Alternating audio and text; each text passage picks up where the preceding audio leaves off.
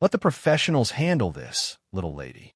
Your station is to observe and report, not play soldier.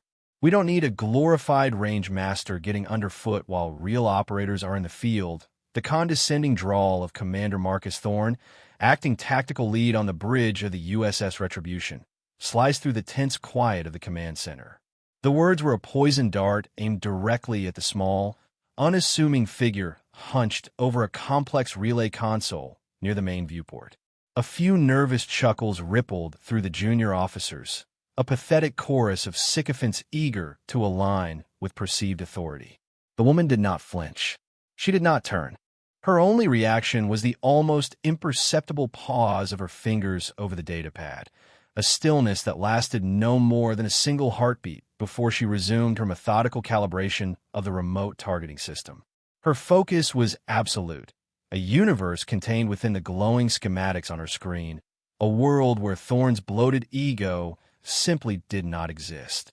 But Admiral Harrison Vance, observing from the elevated flag bridge, saw it all. He saw the commander's cheap shot, a man puffing his chest out by trying to shrink someone else. He saw the crew's weak-willed compliance. And he saw the woman's silence, a silence that was not submissive, but heavy, dense, like the compressed air in a diver's tank, holding immense potential energy. He recognized that coiled stillness, the economy of motion that spoke not of inexperience, but of a mastery so profound it had no need for wasted movement or validation.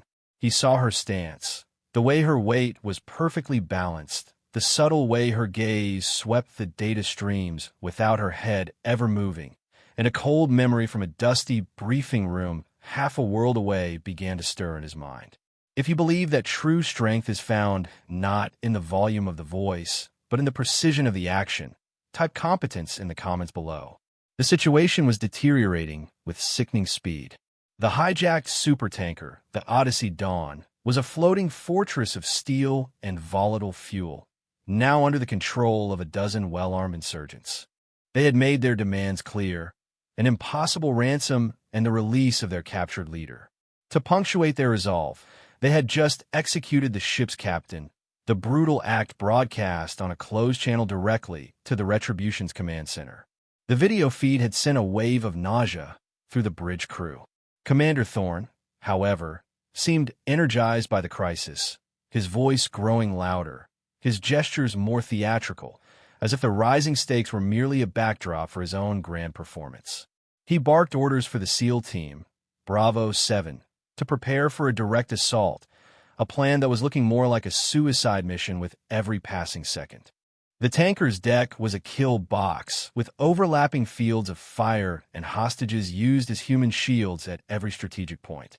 The woman, whom the ship's manifest listed only as E. Vance, civilian technical advisor, continued her silent work. She had finished her interface with the remote system and was now methodically assembling a rifle. It wasn't standard issue. It was an M210, but heavily modified, its synthetic stock worn smooth in the places where a cheek and a hand would rest for thousands of hours. Every piece was laid out on a shock-absorbent mat with the care of a surgeon arranging their instruments. Each click of metal on metal was precise, deliberate, a quiet counterpoint to Thorne's booming commands. He noticed her activity again, his face twisting in a sneer of disbelief. "What in God's name do you think you're doing with that rifle? This is a billion-dollar command center, not a backwoods shooting gallery. I gave you a direct order to observe." He strode towards her, his polished boots thudding on the deck plating, a storm of self-importance. The woman finally looked up. Her eyes were a calm, slate gray, devoid of fear, anger, or any discernible emotion. They simply registered his presence as one more variable in a complex equation. She didn't speak. She just returned to her work, chambering a single, hand-loaded cartridge with a soft, definitive snick. The sound, though quiet, seemed to echo in the cavernous room, a final, unarguable statement that his words were irrelevant. The tension on the bridge became a physical thing, a crushing pressure that made it hard to breathe. The crew was no longer watching the tactical display. They were watching this silent, unfolding drama, a battle of wills between loud arrogance and a silence that was beginning to feel profoundly, terrifyingly competent. The assault began, and it was a catastrophe. Bravo 7's insertion craft was spotted a kilometer out, and a hail of heavy machine gun fire ripped across the water, forcing them to abort. The insurgents, emboldened, dragged a new group of hostages to the tanker's bow, their leader appearing on screen with a final, chilling ultimatum. 30 minutes. Then we start dropping them into the ocean, one every 5 minutes. And then we blow the ship. Panic flared in Thorne's eyes, the first crack in his polished facade. His voice lost its confident timbre, replaced by a frantic edge. He called for air support, for diversionary tactics, for anything and everything, a flurry of contradictory orders that only sowed more confusion. It was then that the woman, Evance, finally spoke. Her voice was low, clear, and utterly devoid of panic. "I have a solution." Every head on the bridge turned toward her. She had moved to the main viewport, her rifle resting on a gyroscopically stabilized tripod she had produced from her gear case. The barrel was aimed not at the ship itself, but at a point in the empty air just above it. Thorne scoffed, a desperate attempt to regain control. "A solution? You have a toy rifle and a prayer." "Stand down. Contractor, that's an order. You are not authorized to discharge a weapon from my bridge." For the first time, a flicker of something hard and unyielding entered her gray eyes. She keyed her private comms channel, patching it directly to the flag bridge. Her next words were not for Thorne. They were for the Admiral, Admiral Vance, requesting permission to engage. Target is the primary detonator's remote trigger, held in the lead insurgent's left hand. Distance, 2,410 meters. Wind, variable cross at 15 knots, factoring for deck level, thermal updraft, and Coriolis effect. "I can make the shot." Thorne's face went from pale to crimson. "You don't give me orders, and you certainly don't go over my head," he bellowed, taking a step towards her. A quiet voice, amplified by the bridge-wide comms, stopped him cold. It was Admiral Vance. "Commander, stand down. You are relieved of tactical command." The Admiral's voice was like a glacier, slow, powerful, and unstoppable. "Ms. Vance, you are clear to engage. Take the shot." The command center fell into a silence, so deep it was like the bottom of the ocean. All the frantic energy, all the panic, all of Thorne's blustering authority evaporated. There was only the woman, the rifle, and an impossible task. She became a statue carved from focus and stillness. Her breathing slowed, each exhale a measured plume of vapor in the chilled air of the command center. The world shrank until it contained only three things: the reticle of her scope, the distant figure on the tanker's bow, and the ever-shifting wind. The narrator's voice could have described the complex physics she was computing in her mind. The spin drift of the bullet, the infinitesimal drop caused by gravity over such a vast distance, the way the humid sea air would add drag. But what the crew saw was simpler. They saw a professional at work. Her left hand was a rock, her right index finger resting lightly on the trigger. She wasn't aiming at the man. She was aiming at a specific square centimeter of space he occupied, a space that held the key to saving 24 lives. The main view screen was zoomed in as far as it could go, showing a grainy, pixelated image of the insurgent leader waving a small, black remote. To everyone else, it was an impossible target, a fool's errand. To her, it was just a problem of mathematics and mechanics. For a full minute, she did nothing. She just watched. She observed the sway of the ship, the flutter of a piece of cloth tied to the railing, the pattern of the heat haze rising from the steel deck. She was reading the story of the air between her and the target. Then, her body relaxed in a way that seemed counterintuitive. It was the relaxation of a predator that has found its moment. There was a single, clean break of the trigger. Not a pull, not a jerk, but a perfect, crisp release. The sound of the shot was surprisingly muted inside the command center, a sharp crack that was instantly absorbed by the sound-dampening panels. On the view screen, for a fraction of a second, nothing happened. A collective breath was held. Then, the small black remote in the insurgent's hand simply disintegrated. It didn't explode. It just vanished into a cloud of plastic and electronic confetti. The insurgent looked at his empty hand in sheer, uncomprehending shock. Before he or any of his men could react, Bravo 7, given the signal, launched from their new position under the tanker's stern. The element of surprise was total and absolute. The crew on the bridge stared, mouths agape. They had not just witnessed a great shot. They had witnessed a miracle. They had seen the laws of physics bent by sheer will and a lifetime of discipline. Commander Thorne stood frozen, his face a mask of utter, shattering disbelief. The foundation of his world, built on rank, volume, and bluster, had just been pulverized by a single, silent bullet. Admiral Vance descended from the flag bridge, his footsteps heavy and deliberate on the metal stairs. He didn't look at the tactical display showing Bravo 7 methodically securing the hostages and neutralizing the remaining threats. He didn't look at the stunned faces of the bridge crew. He walked directly to the woman, who was already calmly disassembling her rifle, her movements just as precise and unhurried as they had been before she had altered the course of history. She placed each component back into its custom-cut foam housing, as if she were merely tidying up after a day at the office. The Admiral stopped before her, and for a long moment, he simply looked at her, his expression a mixture of awe, relief, and a deep paternal pride. The name on the manifest, E. Vance, was not a coincidence. She was his niece, the daughter of his late brother, a legendary operator in his own right. But he knew this was a truth he could not reveal here, for her professional identity was a carefully constructed fortress built on anonymity and demonstrated skill, not on nepotism or legacy. He turned his gaze to the now cowering Commander Thorne. "Commander," the Admiral's voice was low but carried the weight of command to every corner of the room. "You are to report to my ready room at 0800 tomorrow. You will bring a pen and a blank notebook. Your education is about to begin." He then turned back to the woman and addressed her not as MS Vance or contractor, but with a title that sent a second, more powerful shockwave through the assembled officers. "Sergeant Major," he said, his voice ringing with a respect that bordered on reverence. "Your reputation for surgical precision remains understated."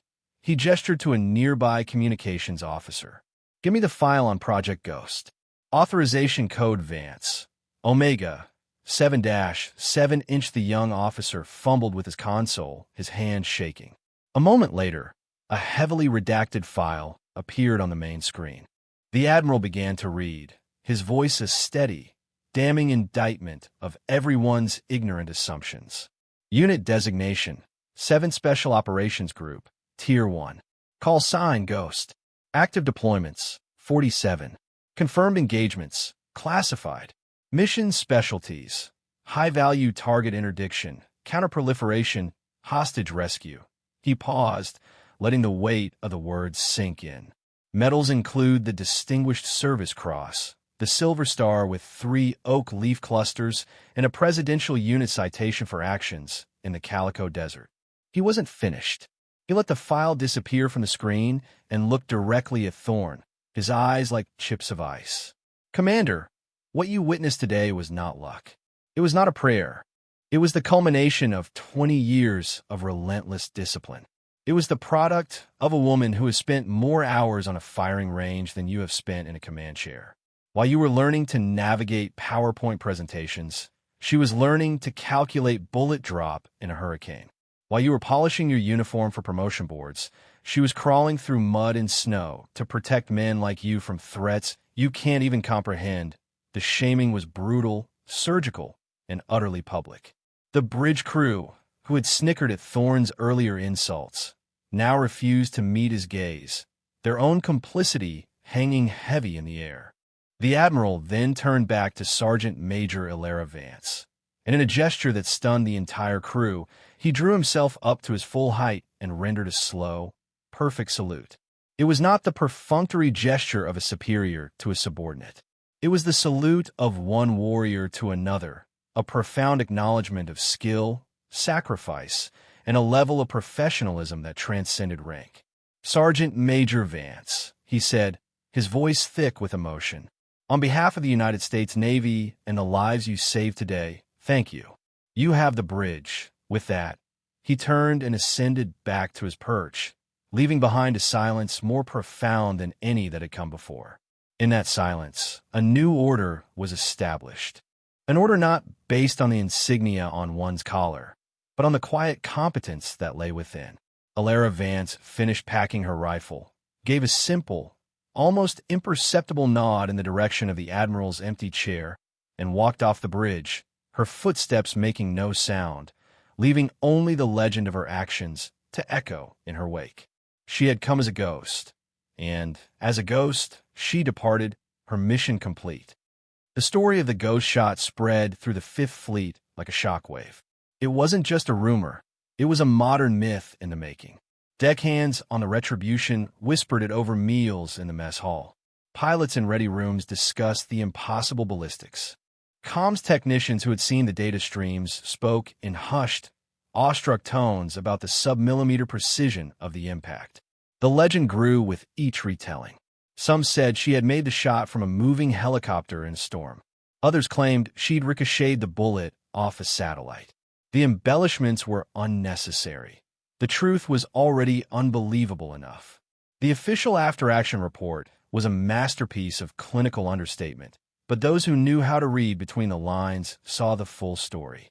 The phrase, "a civilian specialist provided critical overwatch," became a code, a shared secret among the initiated. For Commander Marcus Thorne, the aftermath was a crucible. He showed up at the Admiral's ready room the next morning, notebook in hand, a broken and humbled man. The Admiral didn't yell. He didn't lecture. He simply sat him down and for 8 straight hours went over the mission logs from Alara Vance's classified career. He showed Thorne images, sensor data, and redacted reports of operations so dangerous, so critical, that Thorne felt his own career shrink into utter insignificance. He saw a legacy not of boasts, but of results. A history written in silent, effective action. That evening, Thorne found Sergeant Major Vance in a small, out-of-the-way training gym, where she was methodically field stripping and cleaning her rifle.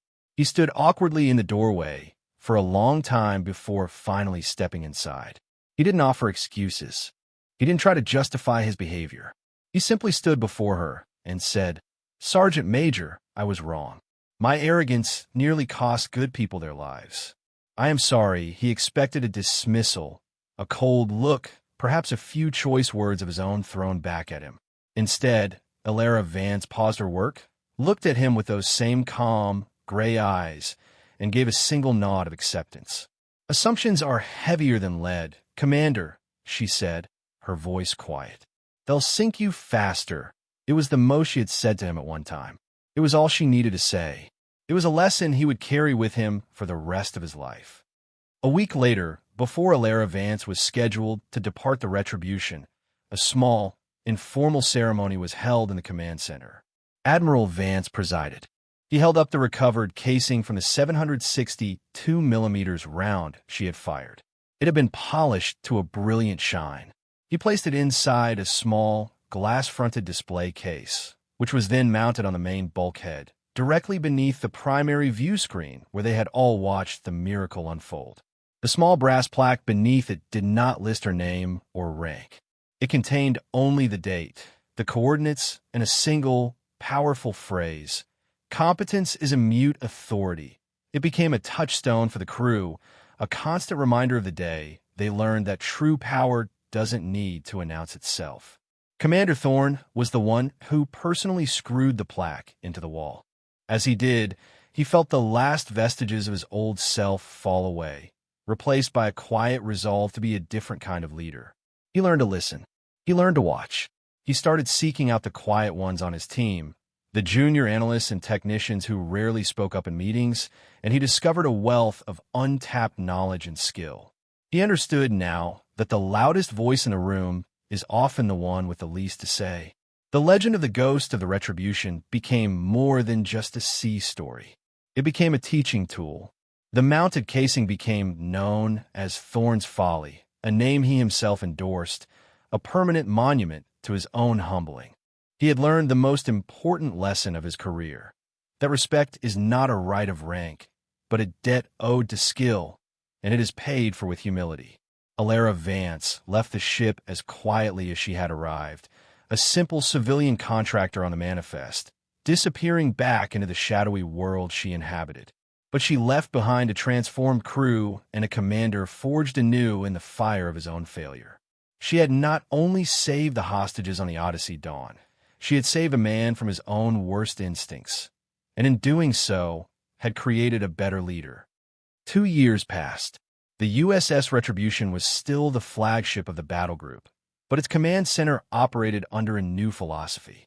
Commander Thorne, now Captain Thorne, was renowned throughout the fleet for his calm demeanor, his meticulous planning, and his uncanny ability to identify and empower the most skilled person for any given task, regardless of their rank, branch, or background.